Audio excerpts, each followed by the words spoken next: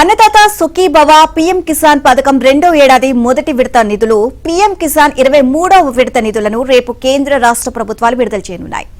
PM Kisan నిధులను పశ్చిమ బెంగాల్లోని హుగ్లీ జిల్లా తారకేశ్వర్లో ప్రధాని మోదీ విడుదల చేయనున్నారు.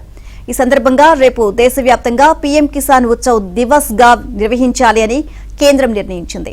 అలాగే అన్నదాత సుఖీభవ నిధులను అదే రోజు పల్నాడు జిల్లా చిలుకలూరుపేట మండలం లింగంగుట్ల గ్రామంలో ముఖ్యమంత్రి చంద్రబాబు విడుదల చేసి లబ్దిదారుల ఖాతాల్లో జమ చేయనున్నారు.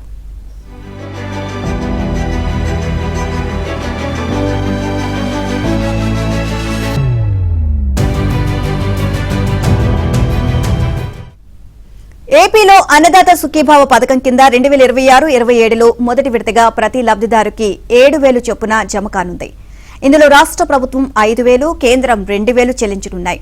ఏపీలో 46,85,838 మంది రైతుల ఖాతాల్లో మొత్తం 3,125.47 కోట్లు జమ కానున్నాయి. ఇందులో పట్టాదారు రైతు కుటుంబాలు 45,69,817, అటవీ భూసాగు హక్కుదారులు 1,16,021 మంది ఉన్నారు.